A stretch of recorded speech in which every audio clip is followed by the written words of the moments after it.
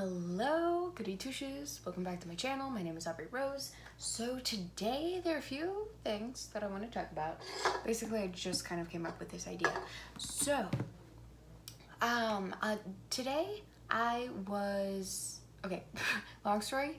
Amazon recommended me a book review journal thing, and I wanted to buy it. I was looking through the pages that it has, and I was just thinking about how I'm gonna have to scratch out things so that I can make it work with a good clean fun review.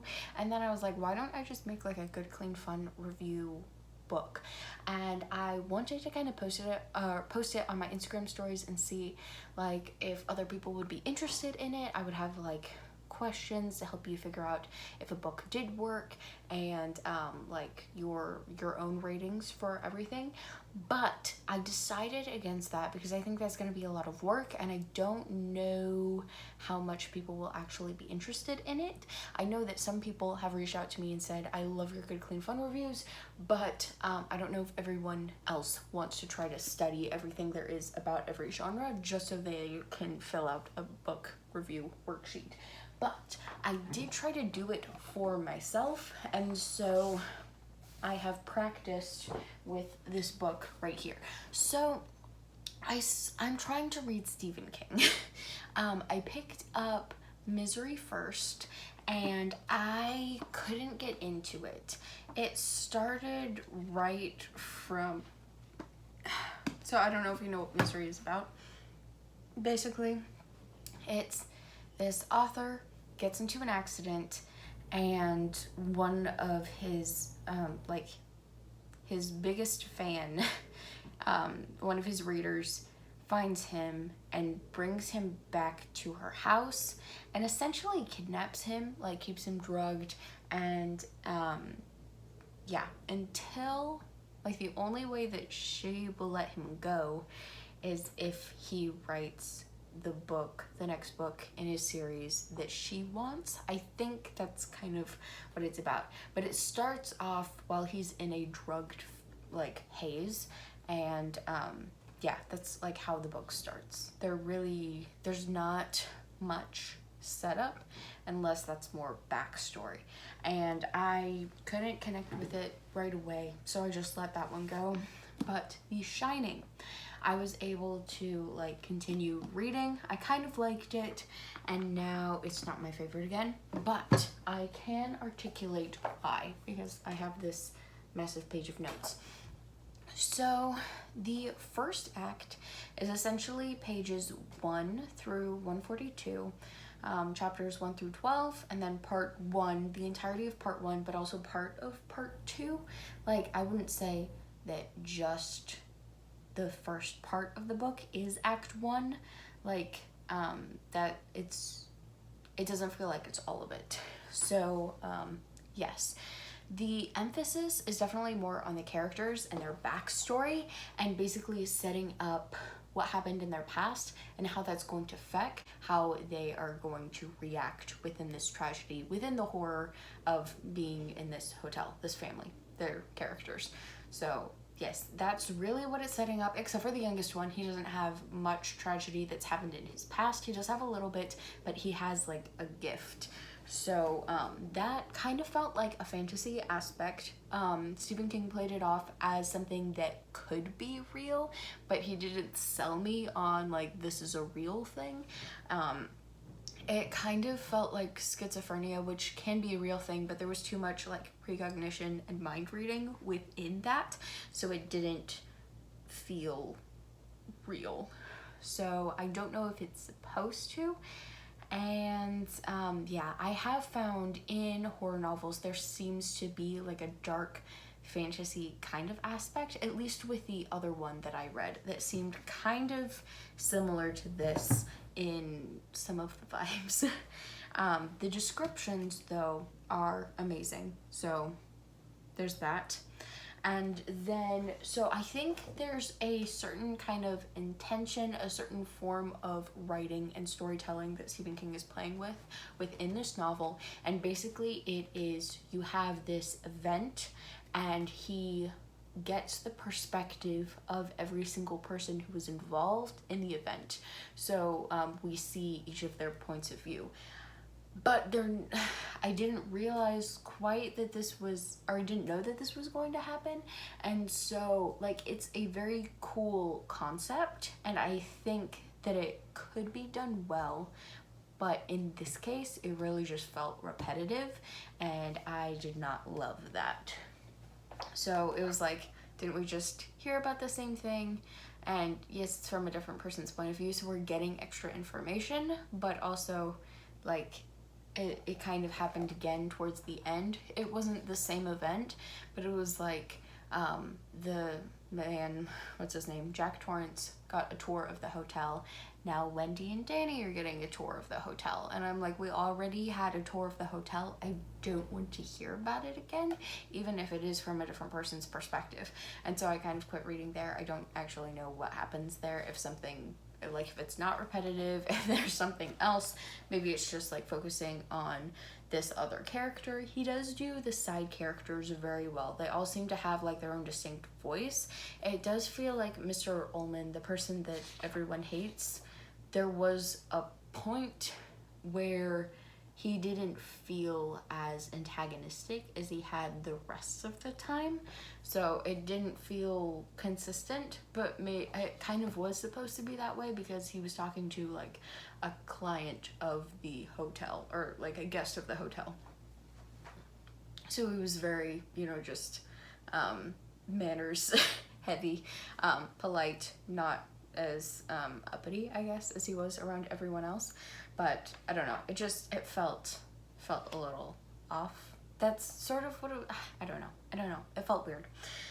So yeah, and so I think those were most of the notes that I did have. But for the first act, like, there were scenes, but they didn't seem to be like inciting incident, progressive complication, turning point, crisis, climax, and resolution. It was really like the first act could be summed up in backstory, setup, and getting to the hotel. Like, that was pretty much all that happened. And that kind of works, but also there was like no plot structure. So there's also that. Yes, so I guess then the question is, do I want to figure out, there was another thing where basically he just, he tells you everything that is happening, or everything that's going to happen. Like, he pretty much sets up everything that's going to happen at the beginning. He gives us a fail-safe, he tells us everything that's going to happen, and now we are getting to it's like there's been 150 pages almost and nothing has happened, and it seems like it's too long for the rest of the story. Like, I don't know, I'm bored. So I think I'm going to be done with that one. I do have one more Stephen King book to try that I borrowed from the library. So I had like 2 horrors, and then I think this one's like a thriller, a police procedural, something like that, but it is Billy Summers. So I'm going to take a look at that one, and then I will decide, maybe Stephen King's writing just isn't for me, but I do want to take a look at that one first before I just like, Stephen King's not my kind of author. Yeah.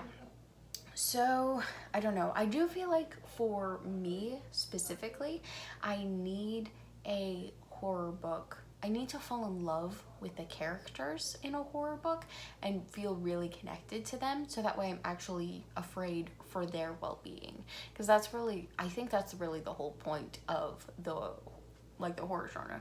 You're not really scared for you, you're scared for these characters that you've fallen in love with. And the characters are fine. Like, I can totally see how other people could be attached to them. Maybe it's just the mood that I'm in, but I wasn't really feeling them, which feels bad, but I don't know. Yeah.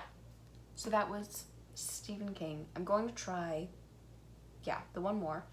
But then what else is happening today? So my library has this summer reading program, and I filled out my last paper. They have like, You have to, they do it by days. So you have to read every day. You mark down the book that you read, the title of the book you read, and then the date that you read it. And there was one week when I turned in like 3 papers because I hadn't been to the library in like a couple weeks. And so they were like, this is a new paper? I'm like, yes it is. And at first they were like, we trust you. And then I came in again with another paper. I'm like, none of the days are the same. I tracked them all in my book journal, and even if they weren't completely accurate, like I missed so many days of June that it probably would have been fine. And yes, so it was fine. They have some prizes that are gifted, I guess, from other places in our town, so that'll be interesting. I guess I could let you guys know if I win anything. But yes, so recently I've also finished a couple of other books that I could talk to you guys about if I can find this other one. I don't know where it went. Oh, here, I found it. So I read The Silent Patient by Alex Michael.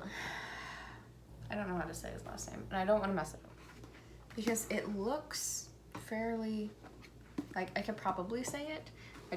I need to look it up first. And then I read the first episode of On Wings of Ash and Dust.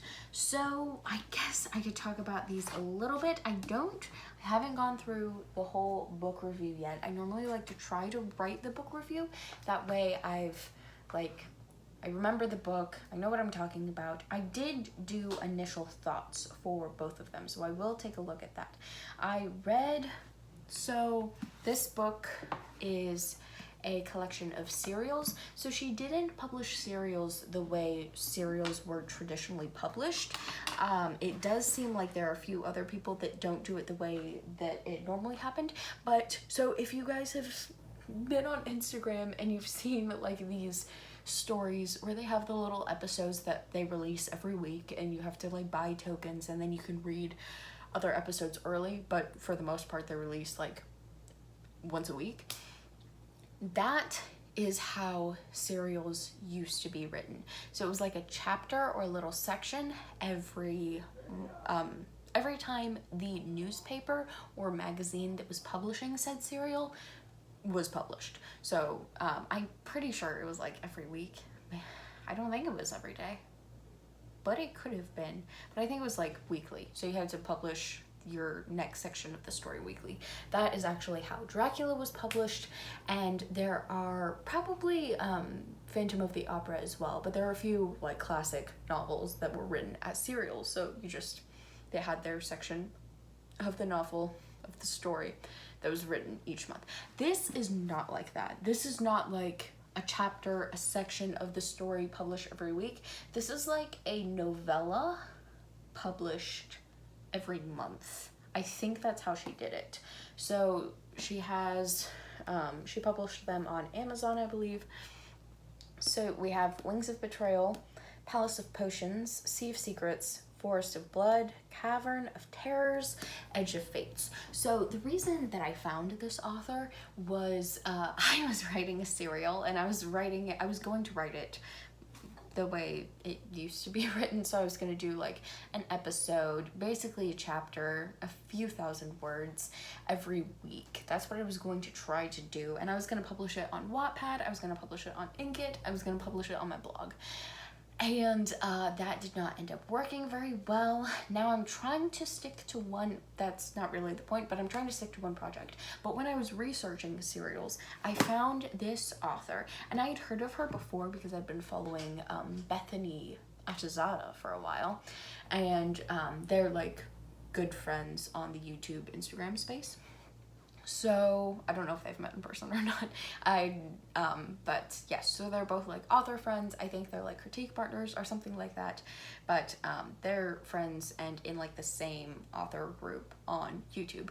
So I'd heard of her, and now I was like attached to her character, or like I really liked her personality, and I was having fun following along her journey. She was doing a great job of like outlining how everything was going to be worked out in the serial, and like she was doing a lot of plotting, and originally she was plotting a specific story idea, but then she was like, I have this old story idea that I had written like when she was younger, and she decided to restructure that one into a serial, and that became this book. So now she's published them all, and she's published them as a book, and this cover is like the most stunning cover I have ever seen. This is my favorite cover that I own.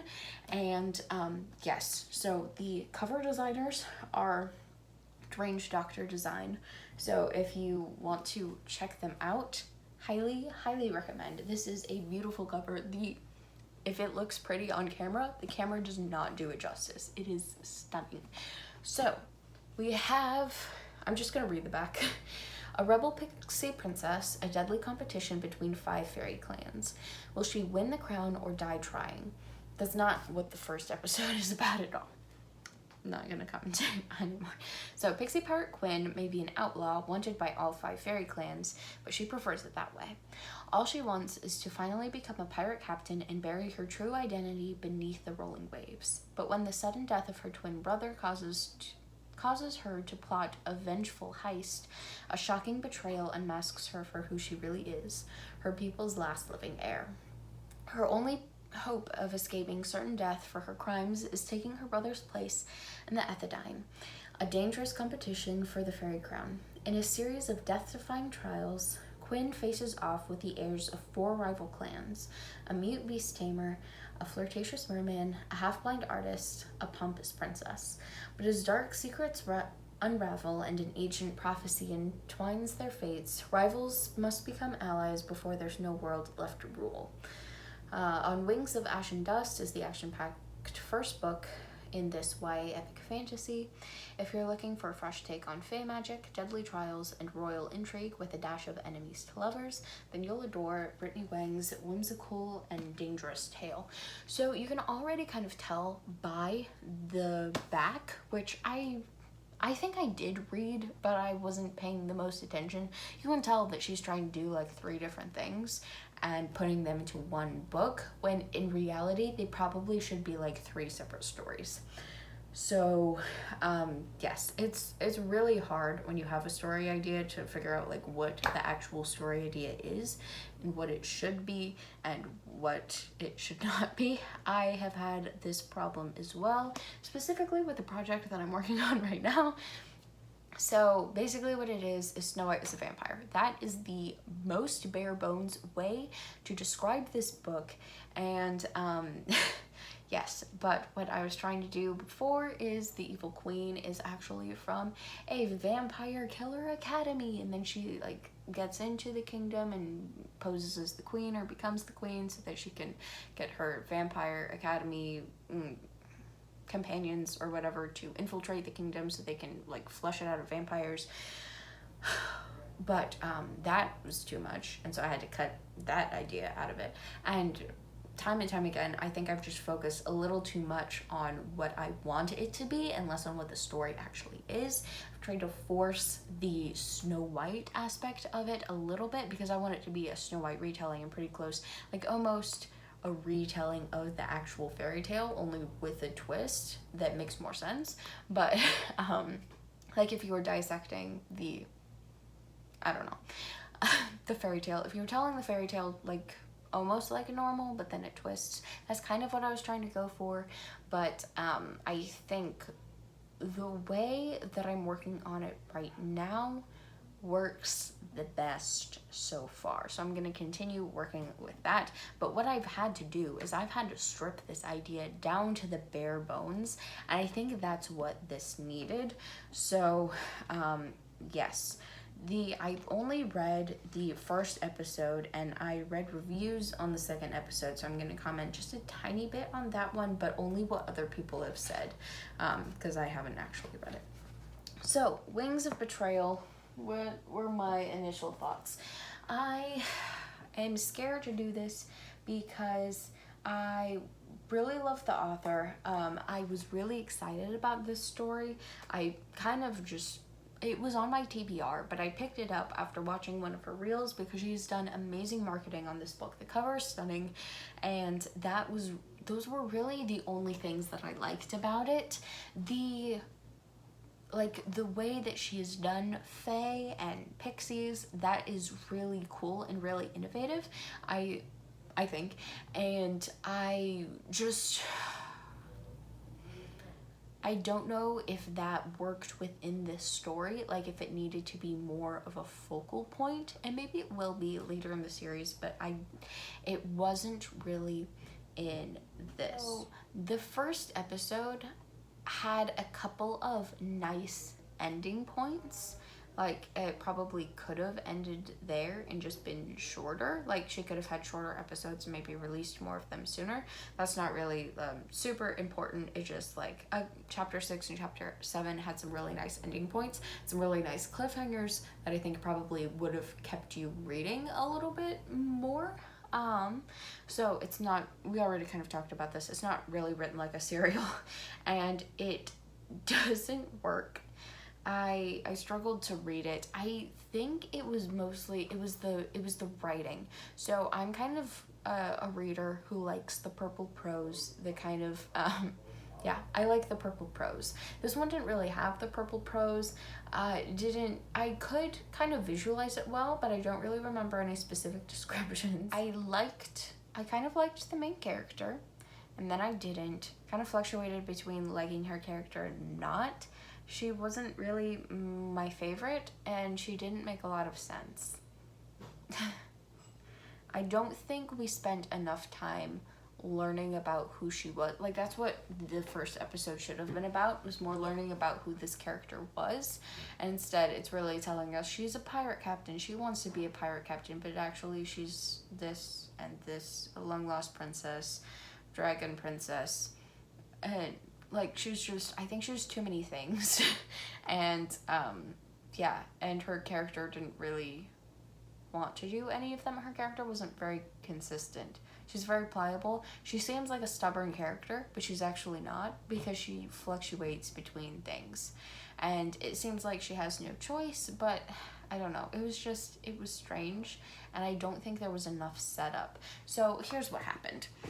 The plot was iffy. Like, we were going here, and then we're here, and then we're here, and then we're here, and then we're here, and then we're here, without really getting enough information about each scene. The scenes didn't really have a point. They were trying to move the story along, but they were moving the story along too fast, and they also weren't set up well. So like, one thing in particular was how we met the love interest really made no sense. Like, it was sort of set up, but it just seemed very weird and kind of contrived, and like, that probably shouldn't have happened. And also, well, okay, so she gets thrown off a boat because she's a pirate captain, but also I feel like these people probably would have been murdered like, if they had thrown her off the boat, but they got like no consequences for it, so that made no sense. And they threw her off the boat, and so as she's drowning, she gets saved by the love interest. And so now she's on the love interest's boat, and she's going through things in her head, and she's like, well, actually, I'm just gonna have you take me the same place that those other people were taking me, instead of like escaping and going back to try to find her ship or something. Like, she could have been like, hey, I'm sure she could have made up a story and like had them take her to her boat, but instead she's like, I'm actually gonna go to the same place that these other people were taking me. I'm like, why did they throw her off the boat if we're just going to the same place? It didn't really make any sense. And yeah, so then we got there, and then we're like, oh, you didn't die, and then she switched over to the other, and it was just, it was very strange. It was very bouncy, and yeah, not set up very well, not plotted, or not laid out very well. So the plot was just all over the place. And yes, I think that was the main problem. Like, there were too many things that were happening too quickly. That's the best way to describe it. I've been taking too long. Too many things were happening too quickly. And I didn't love the love interest character. I kind of bought it for the romance subplot, and I don't care about it after reading it. So yes, yeah. And yeah, So that was the main thing, was there wasn't very much plot and I wasn't connected to it very well. So I didn't connect to it. The plot was crazy. That was the main thing that I couldn't connect with about it, which is sad. Like, you might still like it, but I couldn't get into it. So, and those were the reasons why. If you can imagine the story and like by the premise, and if those things wouldn't bug you, I'd highly recommend picking it up. It's a very pretty cover, even if you just want to have the cover on your bookshelf. It's a beautiful display piece. But yes, so now we're getting to this other book. We have The Silent Patient. This is just, there's so much going on in this video. The Silent Patient by Alex Michaelides. That is my guess. Now we're gonna Google Translate and, not Google Translate. We're gonna see how you actually pronounce this thing. Pronunciation. Oh no.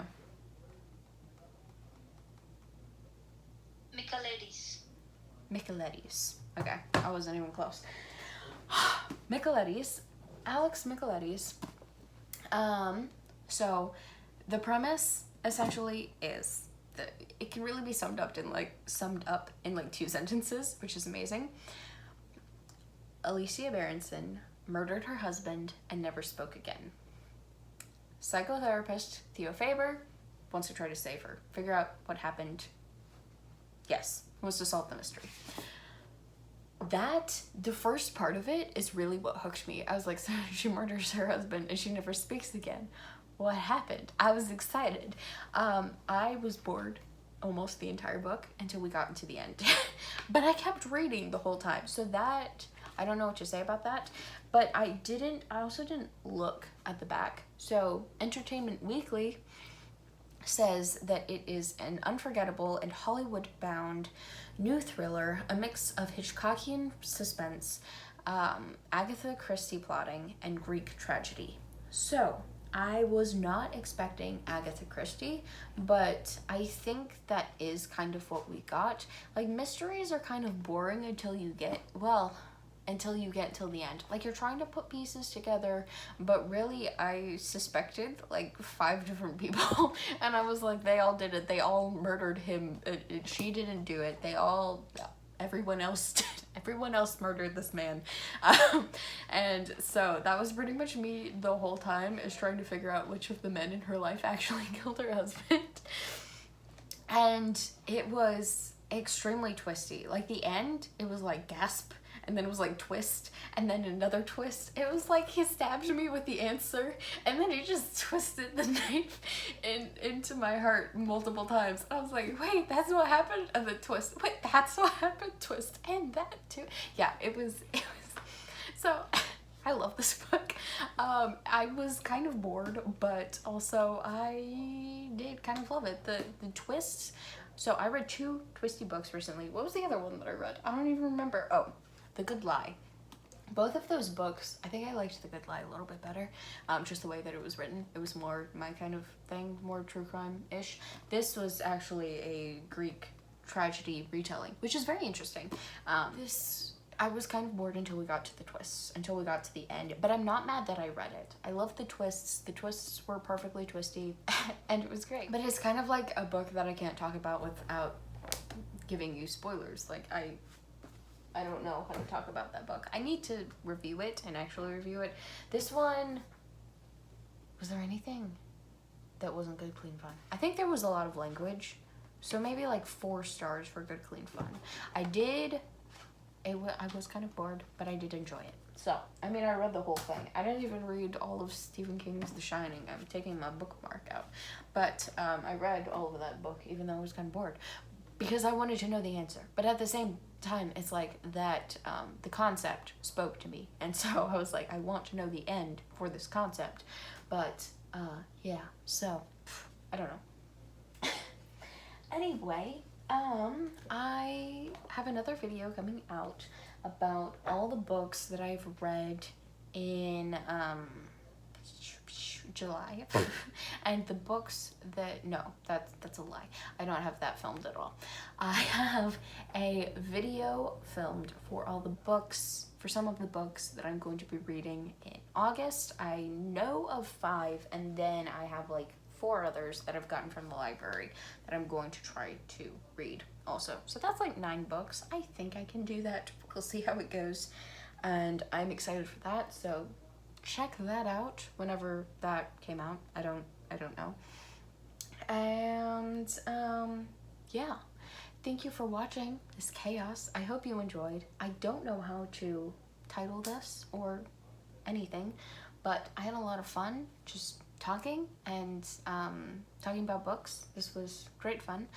Yeah, I will see you guys in the next one. Bye.